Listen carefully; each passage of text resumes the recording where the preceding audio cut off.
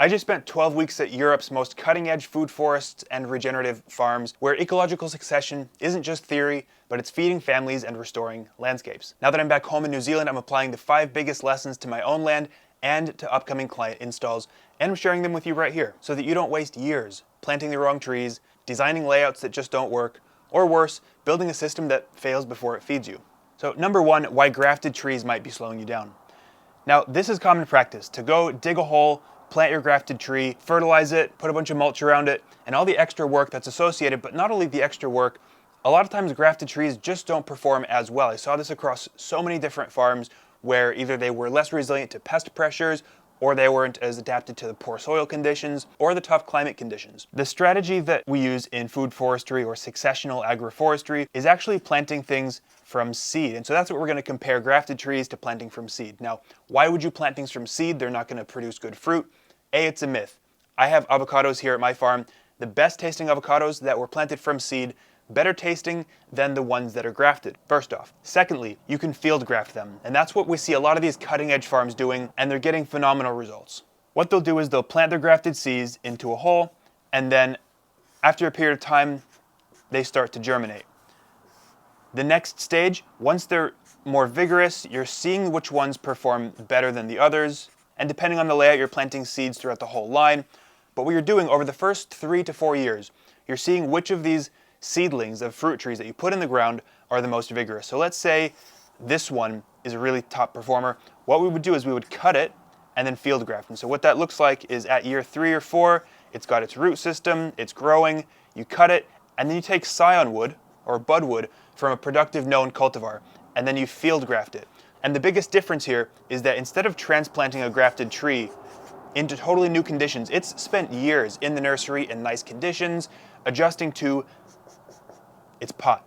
Whereas this tree that you've planted from seed, its root system stays forever where it's going to live the rest of its life. It's grown up in the ground and it's way more resilient to drought. I saw a system in Germany where they have really sandy soil. They get like maybe 300 mils of rain per year, and all the grafted fruit trees were just suffering. They weren't able to adapt to the conditions. Whereas the fruit trees that were grown from seed in the tree lines were so much more resilient and way more vigorous. And so they would come at year 3 or 4, field graft them. They would take known cultivars, graft them on, and what happens is then you have a line full of field grafted trees that are A, way more vigorous, B, more adapted to the local conditions, drought, wind, poor soils, and you still get the productive trees that you want. Now what I'm doing at my site is I'm actually alternating, because I've been doing this strategy for a few years. I plant a bunch of seeds in my lines. Sometimes you do want the natural genetics to express themselves. There's value in testing different genetics rather than just sticking with the known cultivars. And so what I'm doing, some of the seeds I'm letting just turn into seedlings. And the other half, so 50%, I'm field grafting, which by the way, they're coming along really nicely. We started doing this last year in spring at my site. The ones that were field grafted are doing really nicely. That said, the ones that were planted from seed are still really resilient. And I wasted over $1,000 on just one particular variety of tree that I planted out with grafted trees in my very first year. It was a huge mistake and I never want to do it again. So this is a really great way of growing a food forest. It's more resilient, it's more tolerant to pest pressures, and in general, just a way more cost-effective, more ecologically sound route to go. Because also, if you're planting all your grafted fruit trees, and then you're also planting all your support species, your grafted fruit trees are starting 2-3 years in advance of the whole system. When you put grafted trees in the ground, especially into poor conditions, there's a lot of shock that goes on. And so when you let things grow up from seed, where they're going to live the rest of their life forever, you field graft them, it's a really easy way of maximizing the productivity of your system at low cost, way less pressure from disease, climate, or soil challenges. This is one of the easiest ways you can improve your food forest at a very low cost, and all it takes is just planting things from seed. You don't even need to know how to field graft yet, because I know it sounds like black magic. It did for me when I first started, but I'm so glad that I actually took the effort and planted these seeds in my tree lines, because now it gives me the option. Or I can just leave 50% to express their natural genetics, which I'm doing. Number 2 is how to plant trees that actually thrive where they're planted. Like I said, most people, especially in a food forest situation, they'll just buy a few grafted trees and kind of place them out, maybe some shrubs. And I've seen so many food forests that just, even with good intentions, even with putting a lot of mulch down, getting a good diversity of trees. They place these trees in an orientation and an arrangement that just isn't going to be, it's not going to have a long lifespan because it wasn't thought out well. So instead of random planting, what we're going to do is this. You're going to think of your main fruit trees in 3 categories, and they're the strata that we look at: emergent, high, and medium. And here's a really good tip. One way to identify what strata a tree is, yes, how tall it is can be an indicator, but also the shape of the tree and where it fits into its local ecosystem. Here's what I mean. Medium trees, which you can see right here, they're typically more elongated on this horizontal axis, more like an oval going sideways, right? That's how I draw them. That's why it's right there like that. Whereas high strata trees typically have a growth pattern that's more upwards, right? It's an oval in the upward shape. Think avocados, think mangoes, apples, whereas medium trees have that more horizontal growth habit. And then our emergents are going to be right at the top. These are typically our tallest trees, and they'll have 2 different growth habits. One is either, I don't even know what you call this, but basically it looks kind of like a point, like a Christmas tree, and the other growth habit, kind of like this one that I've drawn here, where it has a convex shape in the canopy. So those are the 3 categories: our emergents, our high strata, and our medium. So if you are going to plant grafted trees, here's how to avoid overspending and eventually needing to cut your trees down because they conflict with the canopy space. I've seen so much of this. I saw a food forest in Portugal, and somebody had planted so many grafted trees all in a really tight space, but I could see that the canopy conflict was already happening, and it wasn't even an old system. It was like 4 or 5 years old, and I could see with the species they had selected, they basically just put a bunch of high strata species all together. And the problem is that's not going to let these trees express themselves naturally, whereas if you had, instead of this being a high strata tree, it was a medium, maybe an emergent here, that might work better because they're different strata and they'll cooperate nicely.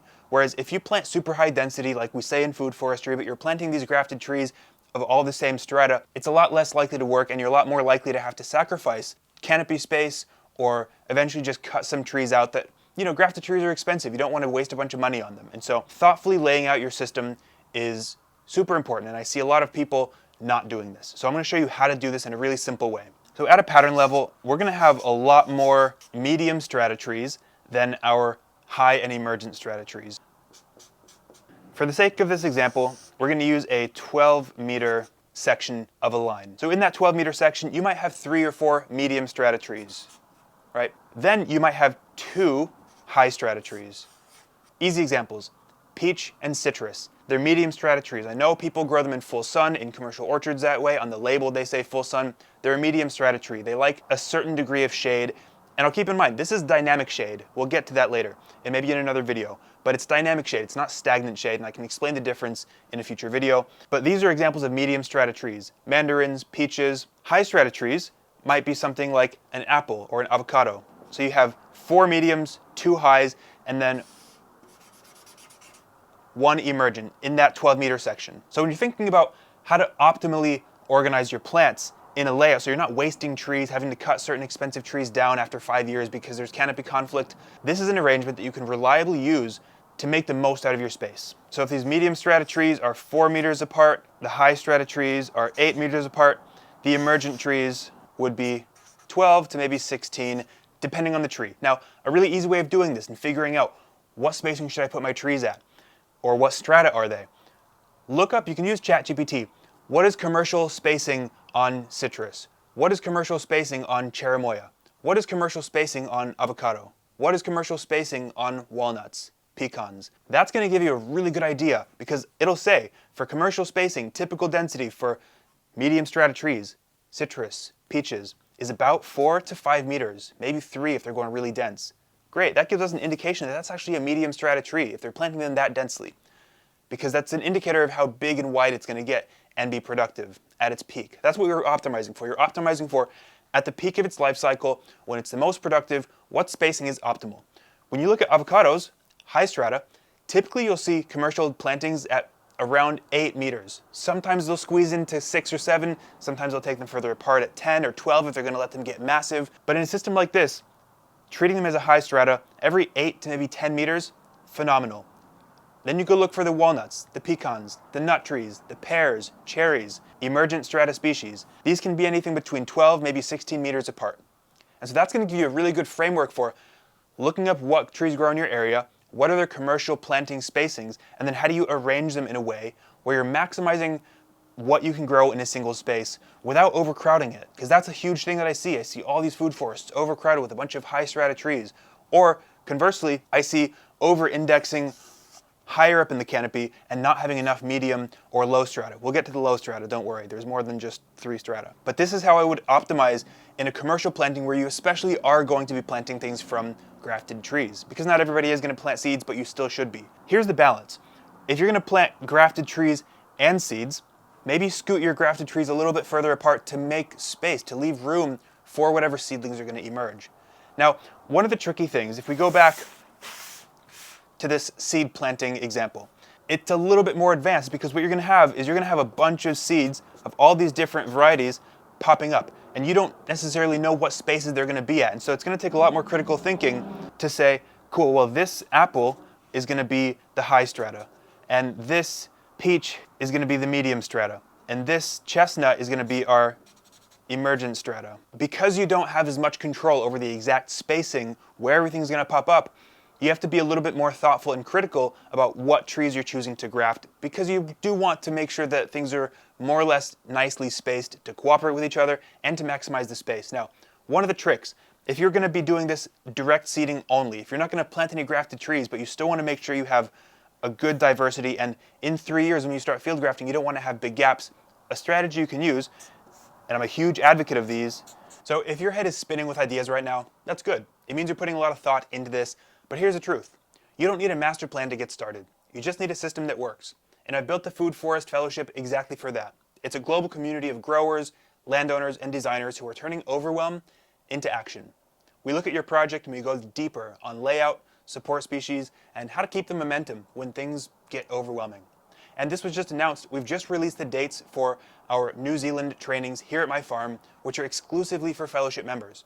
So if you want hands-on training and experience in 3D, this is your chance to get into the field with me and put these systems into action. You can join the fellowship today for less than the cost of a set of fruit trees. Click the link below and I'll see you inside. As you build air prune beds, these air prune beds, I have a whole video, you grow hundreds of trees from seed in a box. They take 2 years. Once they're at 1 or 2 years old, you can plant them into the field. And the great thing is that if you do this self-seeding strategy where you're just planting a bunch of things from seed in your lines and you identify any gaps, let's say there's a gap right here that would be perfect for a peach or perfect for a nectarine or a pear, you can take that seedling and put it exactly where you want it. And so that's how the air prune bed strategy combines with planting things from seed into the field. There was a site in Spain that I saw where they planted peaches from seed and grafted peaches. And the peaches that they planted from seed, so much healthier, way less pest pressure, because they were losing like tons of trees every single year to this pest pressure, to this certain stone fruit insect that just would eat the roots and kill the tree. And that's a lot of money when you're planting a farm. So the resilient way of doing this is planting things from seed. If you have the choice, plant things from seed and field graft. I know it maybe doesn't look as exciting or it seems hard, just do it. The way they were doing this in Germany, super innovative. They were actually collecting pulp, fruit pulp, from a local juice pressing facility where the whole community would come together, they'd press fruit. So they're getting genetics because the leftover from creating juice is pulp from these fruits. And the pulp had seeds in it. So they would take this seedy pulp full of genetics from all around the whole area and they would plant the pulp in the tree lines. So that way they really had no control. They were getting apples, plums, peaches, pears, quince, nectarines. They were getting all of these trees from the local community, like field tested, those genetics grown locally. They were getting all these seeds popping up from the local community in their tree lines, giving them an abundance of options to choose from in 2, 3, 4 years when they choose to field graft. Really smart strategy. The lesson for you is if you can go find a local grower or a way to get local seeds, that's the way. I go to all my neighbors' places and I collect seeds from their fruits. I scour the ground. And that's how I plant a bunch of my systems. Instead of wasting a bunch of money on buying tons of fancy grafted trees, I just plant things from seed. I'll wait 2 years, 3 years, field graft it, and they're doing really well. So hopefully this gives you a really good idea of what kind of layout is going to be optimal between these different strata.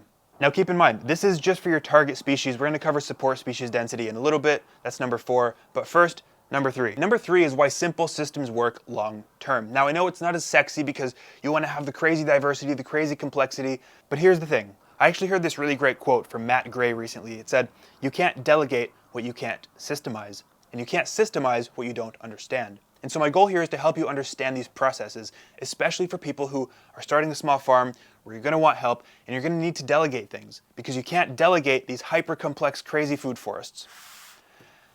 I've seen so many systems that are just this crazy mess, and my systems to a degree are kind of like this. I'm working to systematize them better, but there's these crazy complex messes, and it's really hard to delegate, because especially for people who aren't as familiar with agroforestry, I even saw this at a commercial monoculture banana operation in Tenerife. You might have seen the video, where they're already just in a monoculture system having trouble training employees on how to manage properly, and that's just with one crop, that's just with bananas. So imagine having 12 or 24 different crops in the same line.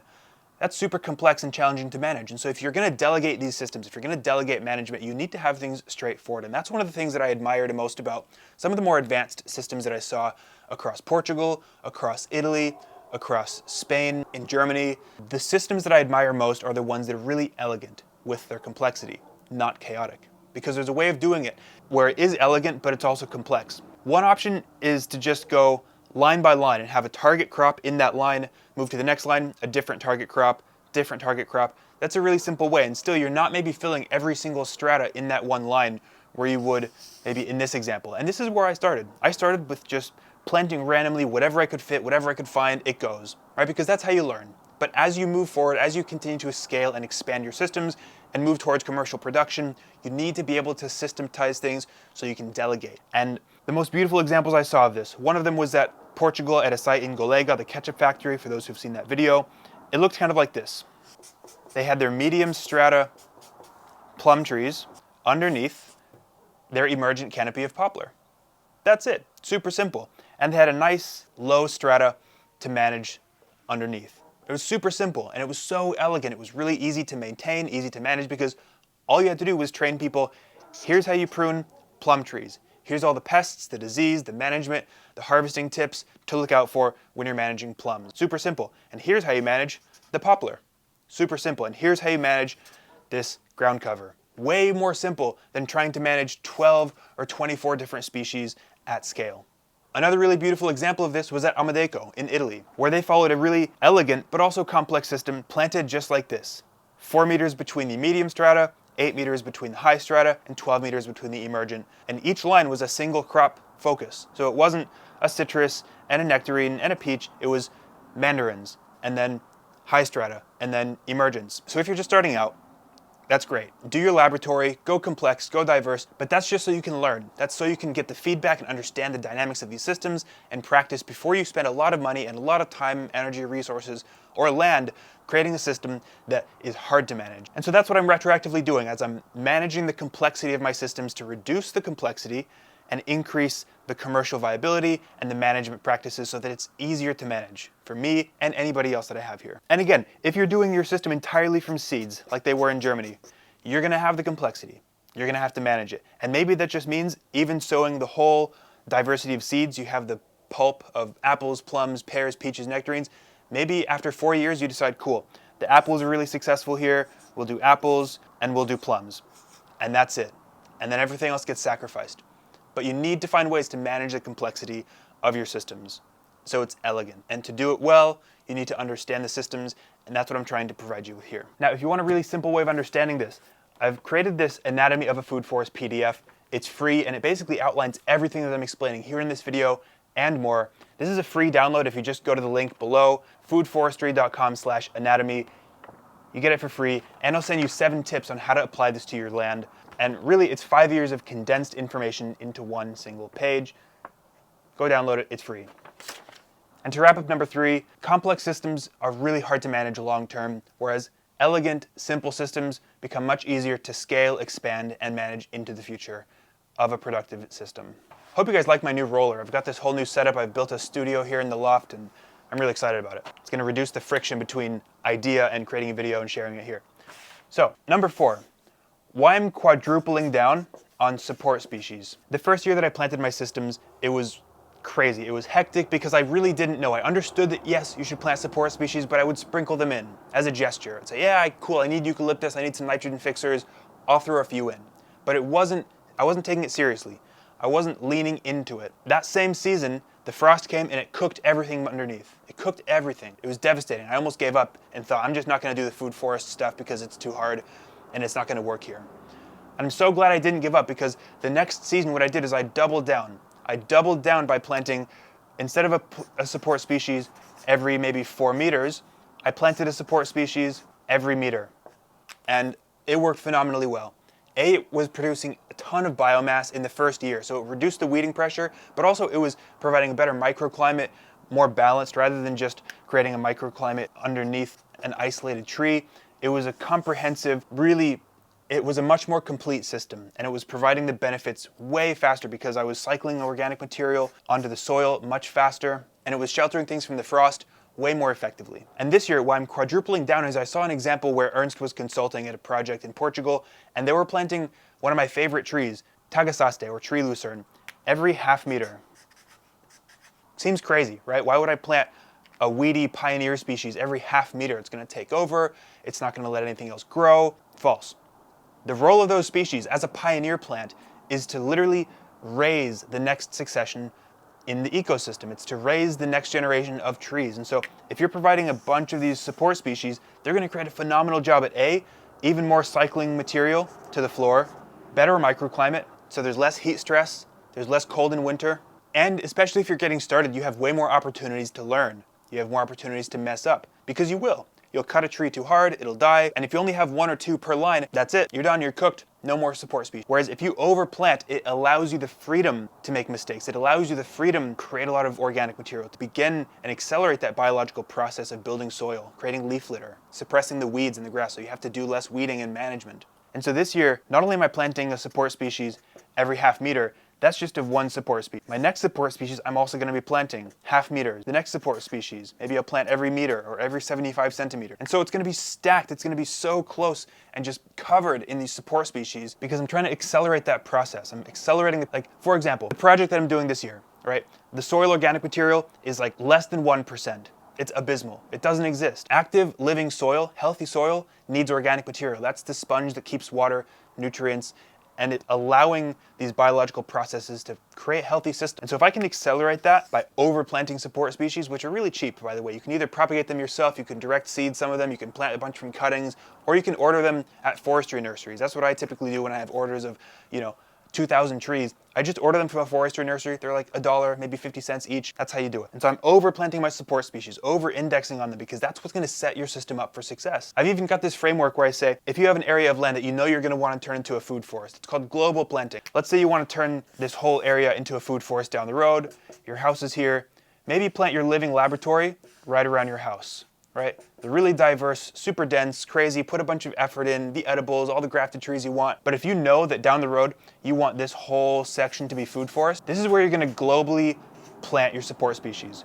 Global planting. So you're just gonna plant a bunch of support species. And if it takes you 2 years, 3 years, 5 years to kind of eventually plant the back corner, that's great, because in that 2 years, they're moving that ecological process forward. They're generating organic material above ground and below ground. They're moving the succession forward, so you don't have to fight grass every single year. That's one of the big mistakes I've made here, is I didn't just globally plant support species when I learned this is the way. So every year I go to plant a new area, again, I'm battling grass. Next year, again, battling grass. Whereas if I had planted globally my support species, I would now be going to the back area saying, hey, look, I've got these beautiful trees that have provided lots of organic material, they've put a lot of life into the soil, and it's ready to go, so I can start putting my higher succession species from my air prune beds directly into the ground underneath those support species. They're moving the process forward. And so that's why I'm quadrupling down on support species for new plantings that are getting the full treatment, or for areas that I know, hey, I'm going to set this area aside for the next 3 years. We'll get there eventually, but now it's good to plant support species. Just go high density. Plant them and let them do their thing. You don't even have to manage them. So here's how the support species framework looks in relation to the grafted fruit tree optimization that we just looked at.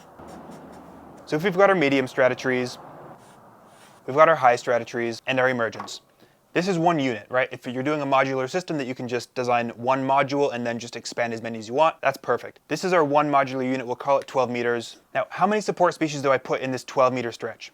We've got our yellow pen for our support species, because the black, this is for our target crops, our grafted trees especially, what we're going to end up with. But that's not how you start things out, because this is a really well-balanced canopy, right? What you're aiming for, sidetrack, what you're aiming for is roughly 20% of this high strata to be occupied. What you're aiming for in the high emergent strata. What you're aiming for in the high strata is 40% to be occupied, 60% in the medium strata, and then the low strata, which we'll cover next, 80% coverage. And so this is a really balanced canopy for your target crops. But when you're looking at support species, how do they integrate? How does that dynamic work? I'll show you. So we've got our layout here, our module with our target species, where they will eventually be. But in the first couple of years, it's not going to look like this, and you don't want it to. You want it to look very different, because right now this canopy is really balanced. The right density of mediums, highs, and emergent. In the early years, that's not what you want. What you want in the first few years, as you're transitioning to this, is you want an emergent and high strata dominant system. What's that going to look like? That's going to look like emergent trees all over the place. Super high density, covering all the gaps of that canopy. So really, you have a full density, a complete density. Hopefully you guys can see this yellow okay. I know it doesn't show up super well. You want a super high density of emergence and your high strata support species.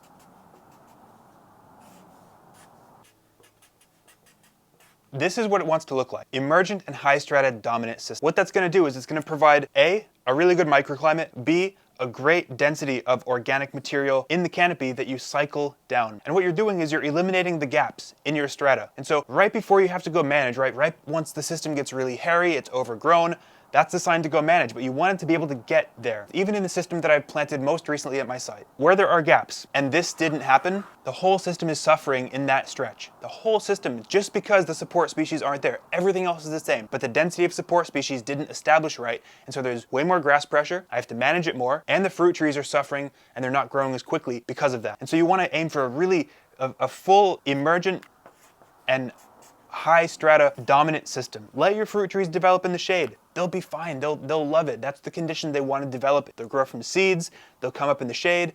And progressively, that's the key. You're progressively thinning this out. You're progressively letting these fruit trees start to occupy their space as they reach that point. But until then, you want to be using that space. You want to be capitalizing on that sun and that photosynthesis to build the soil, create nice conditions for your fruit trees. And so you're going to start out with a super high density of your emergence and your high strata support species, the nitrogen fixers, the eucalyptus, the poplar, willow, acacia. Fill the whole thing up with those and then progressively manage them out. Castor oil is another great one. And this is the biggest mistake that I see a lot of people do. Even if you plant the perfect system with the right spacing of your trees and the right optimization and layout, but you're missing this density of support species, it's going to suffer. You're not going to have the organic matter. You're going to have to keep wheelbarrowing wood chips all around, and especially if you're doing this at a big scale, you don't want to have to be doing that. That's when I first gave up on the wood chip thing, and all my permaculture teachers were just moving a bunch of wood chips around saying, food forests just don't work in New Zealand. And I thought, man, you guys are 50 years old wheelbarrowing wood chips around. I'm 25 and I hate that.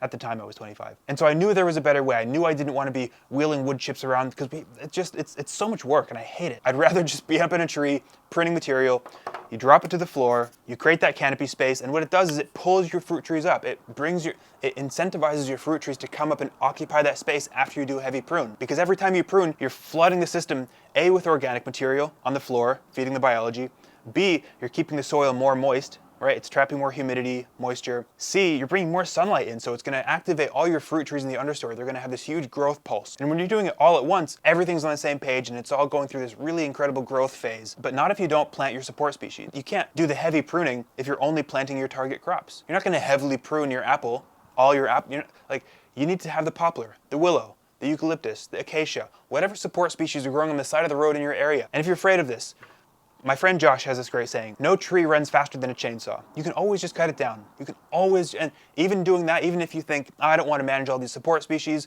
great, plant them. If in 3 years you decide, yep, I really don't want to manage these trees anymore, cut them down. Even just in doing that, leaving it for 3 years, they will still contribute below ground biomass, exudates that feed the biology, and above ground. So even just for 3 years, if that's all you can commit to managing, that is still a benefit rather than just planting your fruit trees alone. So no more planting fruit trees on their own, high density of support species, that's the way. Now, number 5. This is what most food forests get wrong about ground covers. We'll actually jump back to this diagram because it's already here. The high strata, taken care of. Emergent, good. Medium, great. But the low strata, this is where your ground covers sit.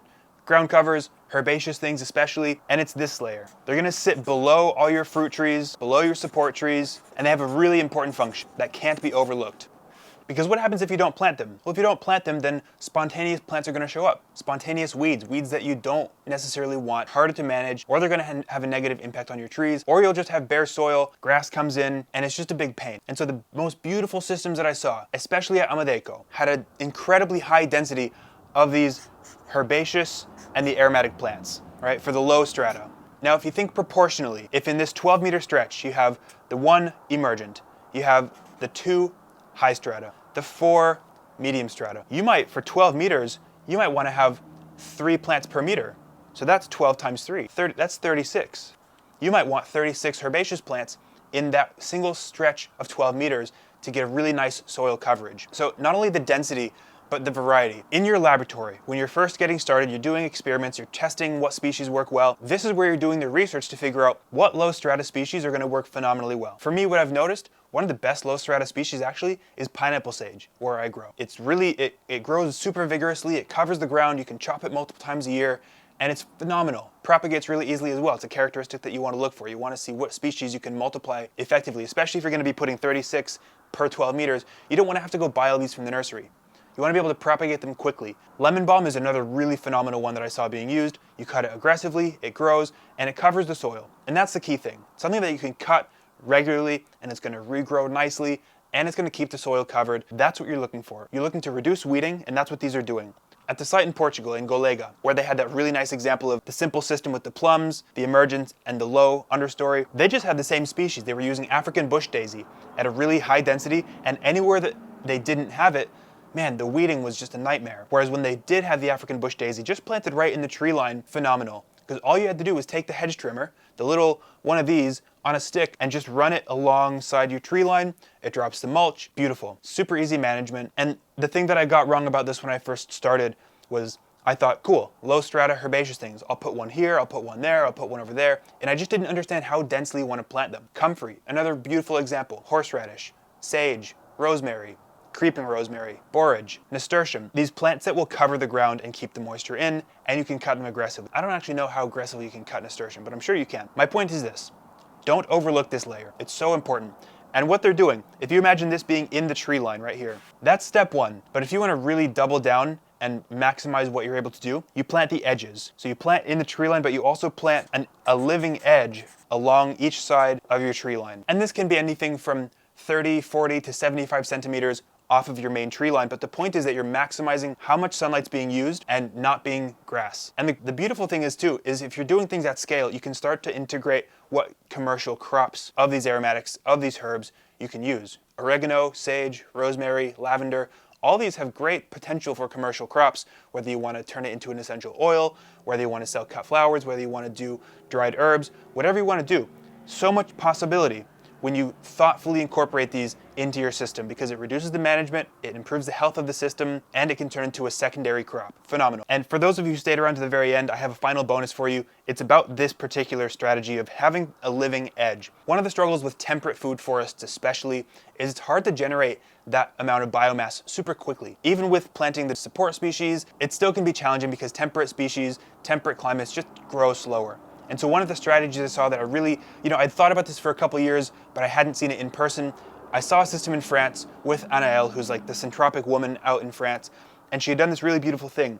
In her living edges, off the edge of her tree line, she also planted coppice willow. That's not a variety, but it's a management strategy. She would plant willows that she would coppice, which coppicing basically just means every single year you're cutting it at the stump, at the ankle height. And what you're doing is you're batching you're making it really easy to batch manage. And just every year, maybe twice a year, you're cutting through at the ankles, you're cutting your willow, and you're feeding that organic material as well. You're maximizing photosynthesis by having extra photosynthesis happening on the edge of your lines. You're increasing the shelter, the protection of your system, and you're cycling not just nitrogen, but carbon. Because if you're just cutting herbaceous things, you're maybe not getting the mix of carbon and nitrogen. Whereas if you're coppicing something, right, I'm gonna trial this with elderberries, I'm gonna trial it with willow. On the edge of your tree lines, you're cycling so much more organic material, way less weeding pressure. And so that's an extra strategy that you can use to really expedite the development of your systems, especially in a temperate climate where biomass is just a little bit slower. So hopefully you enjoyed that. See you in the next one. Hopefully you guys like this new studio setup. I'm really excited. It's gonna really just allow me to create a lot more. So open to questions, open to feedback, and just what topics you're interested in exploring.